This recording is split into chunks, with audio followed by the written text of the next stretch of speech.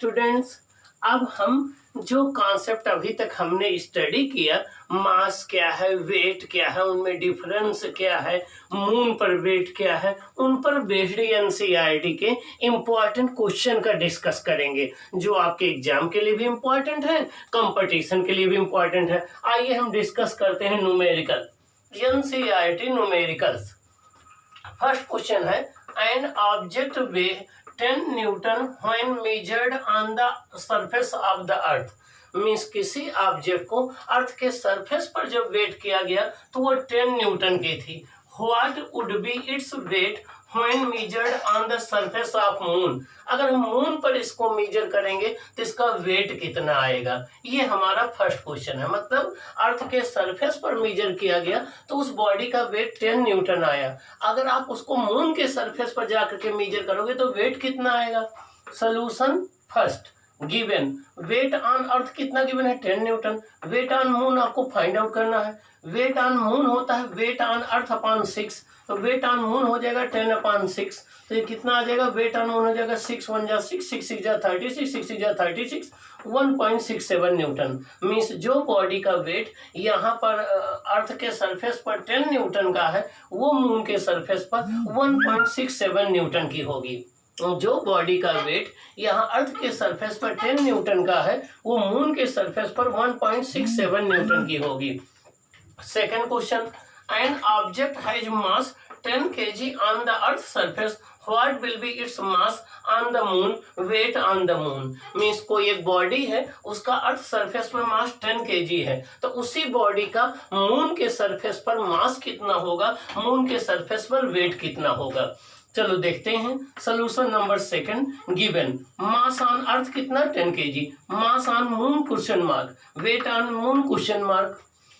हमें पता है कि मास किसी बॉडी का चेंज नहीं होता, जितना मास यहाँ पर होगा उतना ही मास मून पर होगा, मास में कोई चेंज नहीं आएगा। Since mass does not change so it's mass on the moon will be 10 kg। Mass change नहीं होता है, इसलिए मून पर भी इसका मास कितना होगा, 10 kg हो जाएगा।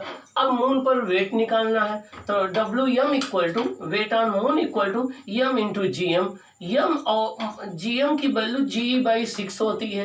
मीन्स मून पर जो एक्सेलरेशन ड्यू टू ग्रेविटी होता है वो अर्थ का 1/6 होता है, तो G/6 होता है, तो WM हो जाएगा 10 और इंटू अर्थ पर G की वैल्यू 9.8 होती है अपॉन 6, तो ये आपका आ जाएगा 10 इंटू 1.6, ये आ जाएगा 16 न्यूटन। कितना आ जाएगा, 16 न्यूटन। इसका मतलब ये हो गया कि जो बॉडी अर्थ के सरफेस पर 10 kg की है, उसका वेट मून पर कितना होगा, 16 न्यूटन होगा। कितना होगा, 16 न्यूटन होगा।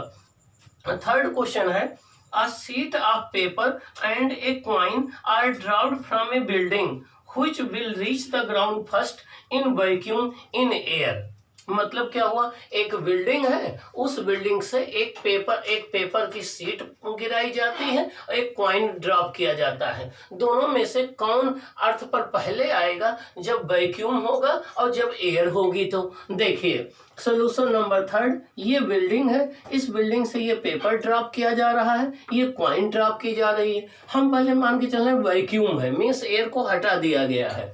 अब एयर अगर हटा दिया जाएगा तो कोई भी बॉडी अगर एच हाइट से ड्रॉप कराई जाती है तो उसके नीचे आने का टाइम होता है T इक्वल टू √2H/g। तो पेपर का टाइम ये हो जाएगा, कॉइन का भी टाइम ये हो जाएगा। देखिए दोनों के लिए H सेम होगा, दोनों के लिए G सेम होगा, तो दोनों का टाइम सेम हो जाएगा। Both will reach simultaneously, means एक ही टाइम पर। तो अगर आप वैक्यूम में किसी एक बिल्डिंग से एक स्टोन को गिराएंगे, एक कॉइन को गिराएंगे, एक पेपर के शीट को गिराएंगे, तो तीनों एक ही साथ एक ही स्पीड से अर्थ के सरफेस पर आकर के हिट करेंगे। लेकिन अगर एयर होगी तो देखिए एयर के केस में एयर का अपथ्रस्ट फोर्स या रेजिस्टेंस फोर्स ज्यादा होगा पेपर पर, कॉइन पर कम होगा, तो कॉइन जल्दी गिर जाएगा और पेपर बाद में गिरेगा। तो अगर एयर प्रेजेंट होगी तो उस एयर का रेजिस्टेंस जो होगा पेपर पर ज्यादा होगा, तो पेपर देर से गिरेगा, कॉइन जल्दी गिर जाएगा। तो अगर एयर प्रेजेंट होगी तो हैवी वाली बॉडी जल्दी गिरेगी और लाइटर वाली बॉडी बाद में गिरेगी। ठीक, तो डेली लाइफ में जो हम ऑब्जर्व करते हैं, यहाँ पर एयर प्रेजेंट होती है तो हैवी चीज जल्दी गिरती है और लाइटर चीज देर से गिरती है। रीजन क्या है कि एयर प्रेजेंट होती है। अगर वैक्यूम हो तो सब बॉडी एक ही साथ गिरेगी। इस एक्सपेरिमेंट को सबसे पहले गैलीलियो ने किया था। उन्होंने पीसा की जो झुकी हुई मीनार है वहां से डिफरेंट ऑब्जेक्ट को गिराया था और उनका टाइम मेजर किया था। तो ये देखा कि अगर वैक्यूम में हम गिराएं तो टाइम जो है सबको सेम लगता है, लेकिन एयर में हैवी ऑब्जेक्ट जल्दी गिरती है, लाइटर ऑब्जेक्ट देर में गिरती है। अब अगला क्वेश्चन आपका एनसीईआरटी का क्या है? नेक्स्ट क्वेश्चन आपका है, देखिए नेक्स्ट क्वेश्चन है आपका, नेक्स्ट क्वेश्चन हम लोग डिस्कस कर रहे हैं ये क्वेश्चन इस कॉन्सेप्ट पर। नेक्स्ट क्वेश्चन है आपका एनसीईआरटी की एक्सरसाइज का, आपको डिस्कस करना है। फर्स्ट क्वेश्चन है, how does the force of gravitation between two objects changes when the distance between them is reduced to half. मतलब क्या हो गया कि अगर दो बॉडी हैं उनके बीच में डिस्टेंस को रिड्यूस करके हाफ कर दिया जाए। क्या कर दिया जाए? हाफ कर दिया जाए। ये एक्सरसाइज का क्वेश्चन नंबर फर्स्ट है। मीन्स देखिए, ये कोई एक m1 मास की बॉडी है, देखो ये क्या है, एक m1 मास की बॉडी है और इससे r डिस्टेंस पर ये कोई एक m2 मास की बॉडी है। देखिए बच्चों, ये m2 मास की बॉडी है, इनके बीच की डिस्टेंस कितनी है? r है।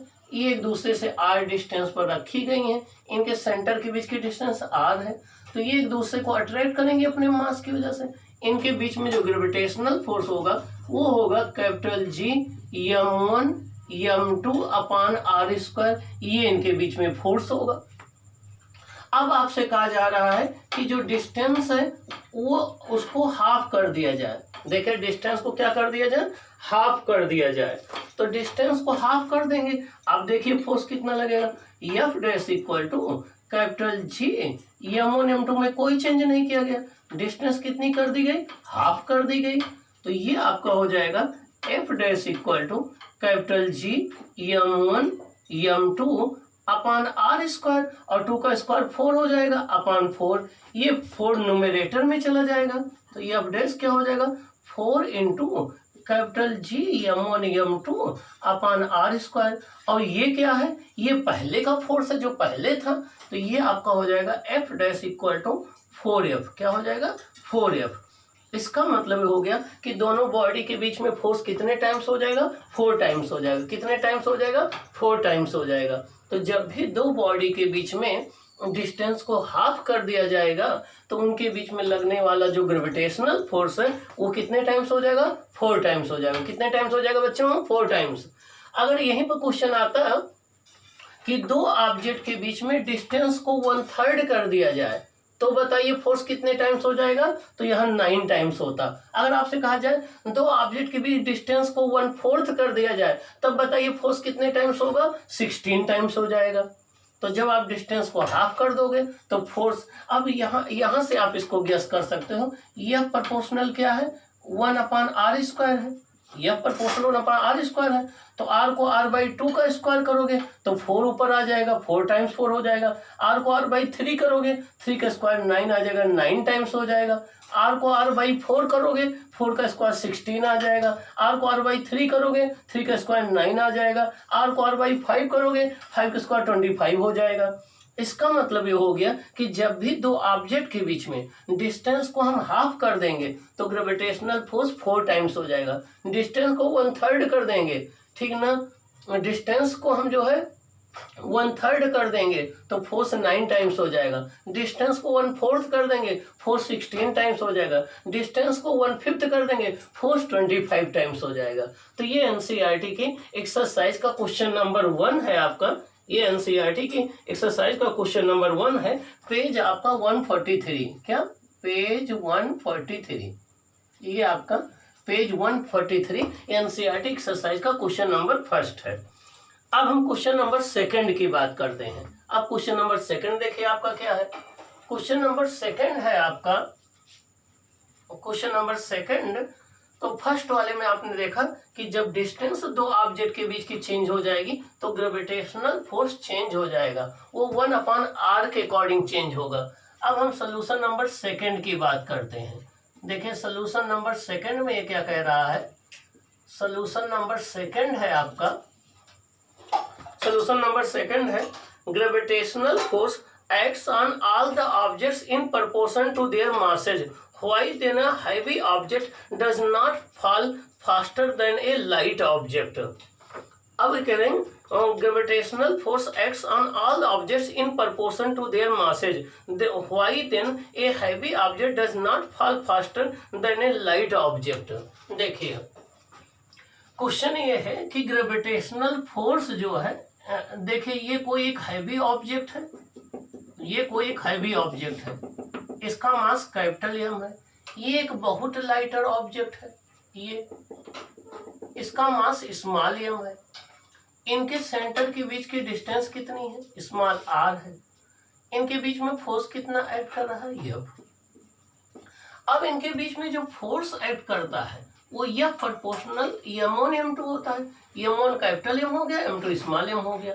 अब देखिए यहाँ पर दोनों मास का प्रोडक्ट आया है, तो चाहे एक मास हैवी हो एक लाइटर हो, एक लाइटर हो दूसरा हैवी हो, एक माउंट एवरेस्ट हो दूसरा एंट हो, एक एंट हो दूसरा अर्थ हो, दोनों के बीच में फोर्स सेम रहेगा। मतलब जितना फोर्स ये कैपिटल एम स्मॉल एम पर अप्लाई करेगा उतना ही स्मॉल एम कैपिटल एम पर अप्लाई करेगा। मीन जितना फोर्स हैवी बॉडी लाइटर पर अप्लाई करेगी उतना ही force lighter body heavy body पर अप्लाई करेगी। फोर्स तो दोनों पर सेम होगा।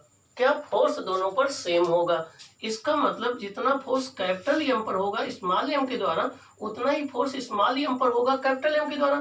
फोर्स तो सेम है, लेकिन एक्सलेशन डिपेंड करता है फोर्स अपॉन मास पर। किसी बॉडी का एक्सलेशन डिपेंड करता है फोर्स अपॉन मास पर। मास हैवियर बॉडी का ज्यादा होगा तो उसका एक्सलेशन कम होगा, तो वो बहुत स्लो चलेगी। उसका एक्सलेशन बहुत कम होगा क्योंकि उसका मास ज्यादा है, तो वो बहुत स्लो चलेगी। और जो लाइटर बॉडी है उसका मास बहुत कम होगा तो उसका एक्सेलरेशन बहुत ज्यादा होगा, वो बहुत फास्ट चलेगी। इसका मतलब हो गया कि न्यूटन्स लॉ ऑफ ग्रेविटेशन में फोर्स तो दोनों बॉडी पर सेम एक्ट करता है, लेकिन एक्सेलरेशन दोनों का सेम नहीं होता है। एक्सेलरेशन लाइटर बॉडी का ज्यादा होता है, हैवियर बॉडी का कम होता है। ये न्यूटन सेकंड लॉ के अकॉर्डिंग होता है। F इक्वल टू होता है एम ए, तो ए इक्वल टू होता है F अपॉन एम। जिसका मास ज्यादा होगा उसका एक्सेलरेशन कम होगा, जिसका मास कम होगा उसका एक्सेलरेशन ज्यादा होगा। तो लाइटर बॉडी का मास ज्यादा होने से उसका एक्सेलरेशन कम होगा तो वो आपका तेज चलेगी, और हैवियर बॉडी का मास ज्यादा होने से उसका एक्सेलरेशन कम होगा तो वो स्लो चलेगी। यही रीजन है कि एप्पल तो अर्थ की तरफ चला आता है लेकिन अर्थ एप्पल की तरफ वापस नहीं जाता है। अब हम रिमेनिंग न्यूमेरिकल नेक्स्ट क्लास में डिस्कस करेंगे। यहाँ तक आपको सॉल्व करना है, चैनल को सब्सक्राइब करना है और अच्छे से जो है आपको फोकस करना है। क्या करना है? अच्छे से फोकस करना है। आइए हम देखते हैं।